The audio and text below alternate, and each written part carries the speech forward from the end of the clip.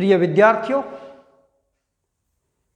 संस्कृत के इस कालांश में पुनः आप सबका स्वागत।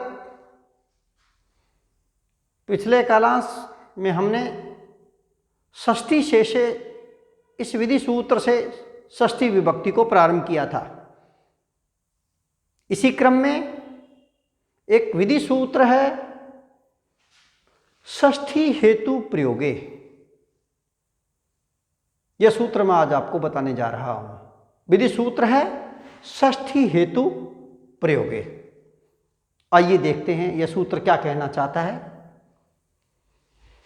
कि यदि वाक्य में हेतु शब्द का साक्षात प्रयोग हुआ हो, कृपया आप ध्यान से सुनिए बात को, कि यदि वाक्य में हेतु शब्द का साक्षात प्रयोग हुआ हो, पहली शर्त, और हेतु अर्थात कारण अर्थात प्रयोजन, अर्थ भी द्योतित हो, ये दूसरी शर्त।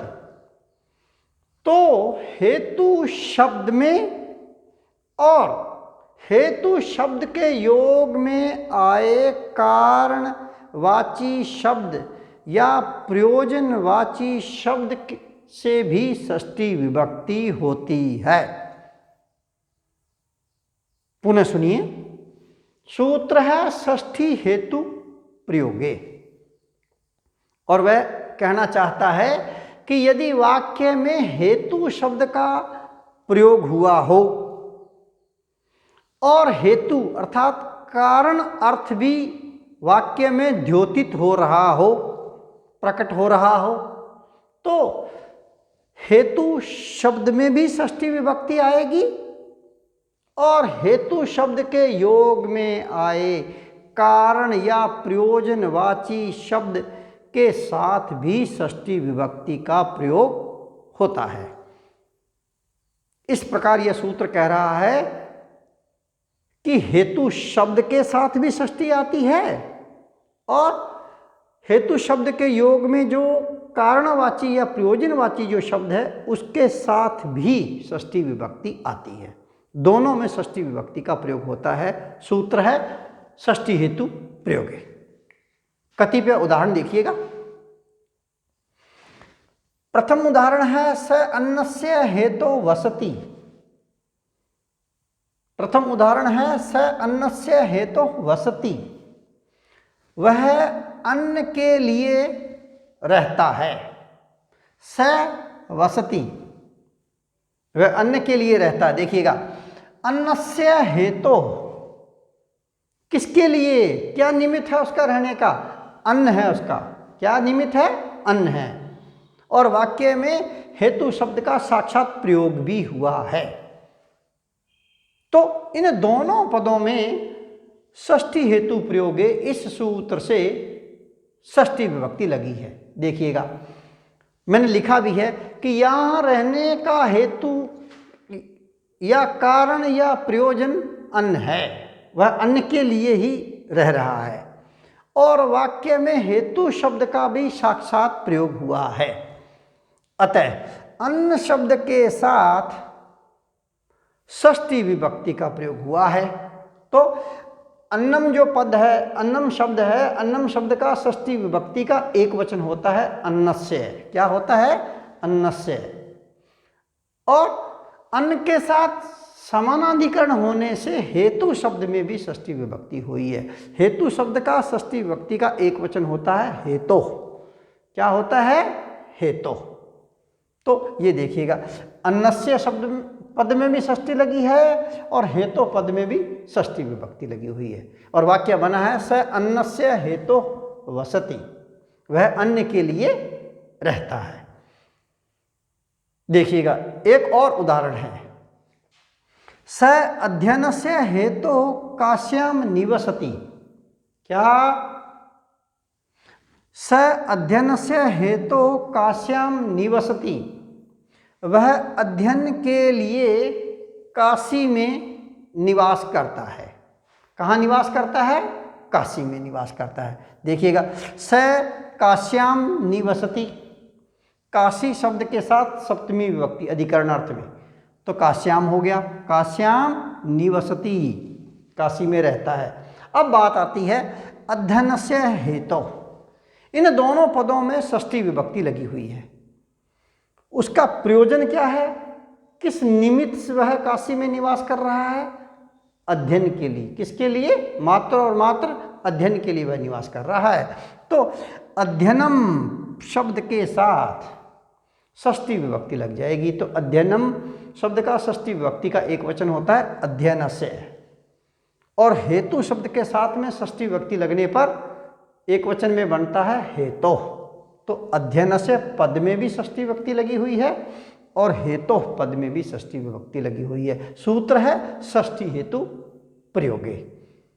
देखिएगा एक और उदाहरण देखिएगा। स धनस्य हेतु जीवति, स धनस्य हेतु जीवति, वह धन के लिए जीवित रहता है। उसका निमित्त क्या है? जीने का धन है, वह धन के लिए ही जिंदा है। देखिएगा यहां देखिएगा धनस्य हेतु, धनस्य पद में भी षष्ठी लगी हुई है और हेतु पद में भी षष्ठी लगी हुई है। सूत्र है षष्ठी हेतु प्रयोगे। धनम शब्द के साथ षष्ठी विभक्ति का एक वचन होता है धनस्य, और हेतु शब्द के साथ षष्ठी विभक्ति का एक वचन होता है हेतु। तो मित्रों यहाँ धनस्य पद में भी षष्ठी लगी है और हेतु पद में भी षष्ठी लगी है, और वाक्य बना है स धनस्य हेतु जीवति, वह धन के लिए जीवित रहता है। आपको बात समझ में आ गई होगी कि षष्ठी हेतु प्रयोगे सूत्र क्या कहना चाहता है। पुनः सुनिएगा कि यदि वाक्य में हेतु शब्द का साक्षात प्रयोग हुआ हो, हेतु शब्द का वाक्य में प्रयोग होना चाहिए, और हेतु अर्थात कारण अर्थात अर्थ भी उसका द्योतित हो रहा हो, तो हेतु शब्द में भी षष्ठी आएगी और हेतु शब्द के योग में आए प्रयोजनवाची शब्द में भी षष्ठी आएगी। यहाँ मैंने आपको 3 उदाहरण दे दिए। एक अंतिम उदाहरण है अल्पस्य हेतु बहुहातुम इच्छन विचार मूढ़ प्रतिभासी मेत्वम। क्या? अल्पस्य हेतु बहुहातुम इच्छन विचार मूढ़ प्रतिभासी मेत्वम। यह रघुवंश के द्वितीय स्तर का श्लोक है मित्रों। राजा दिलीप पुत्र प्राप्ति की इच्छा में नंदिनी गाय की ऋषि महोदय के कथनानुसार 21 दिन तक सेवा करते हैं।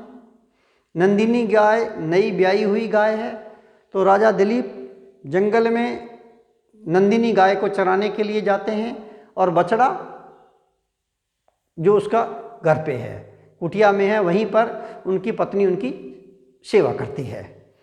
जब 21 दिन होते हैं तो 21वें दिन क्या होता है कि गुफा से निकल कर के सिंह आता है। राजा प्रकृति को निहारने में लग गया और सिंह नंदिनी गाय पे आक्रमण कर देता है। इस बीच राजा दिलीप का और सिंह का संवाद होता है। आपसी संवाद में राजा दिलीप सिंह से निवेदन करते हैं कि हे सिंह, आप इस नई ब्याई हुई नंदिनी गाय को छोड़ दीजिएगा। इसका छोटा सा एक बछड़ा है, वो संध्या होने जा रही है, वह दूध पीने के लिए माँ की प्रतीक्षा कर रहा है।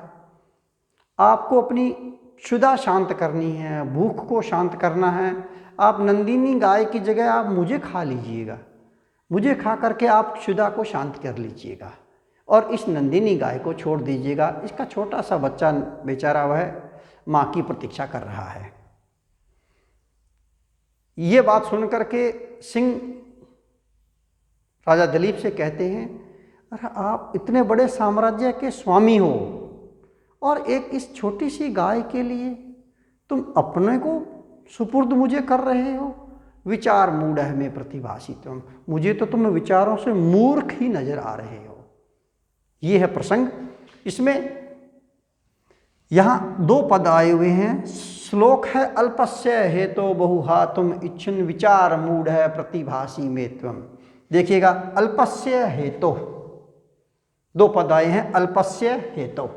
यहाँ षष्ठी हेतु प्रयोगे सूत्र से छोटे से के लिए हेतु, तो यहाँ हेतु पद में षष्ठी विभक्ति लगी हुई है और अल्प शब्द के साथ षष्ठी विभक्ति का प्रयोग हुआ है। तो षष्ठी विभक्ति लगने पर अल्प से अल्पस्य और हेतु शब्द से षष्ठी विभक्ति लगने पर हेतु बनता है। तो अल्पस्य हेतु बहुघातुम इच्छति, प्रसिद्ध श्लोक है, ये है रघुवंश के द्वितीय सर्ग का। ये है मित्रों षष्ठी हेतु प्रयोग, जिसके मैंने आपको कतिपय उदाहरण देकर के मैंने इस सूत्र को समझाने का भरसक प्रयास किया है। मुझे आशा है आपको यह सूत्र भली भांति समझ में आ गया होगा। अगले कालांश में मैं मित्रों नया सूत्र लेकर के षष्ठी विभक्ति से संबंधित पुनः आपसे मिलता हूँ। तब तक के लिए जय हिंद, जय भारत।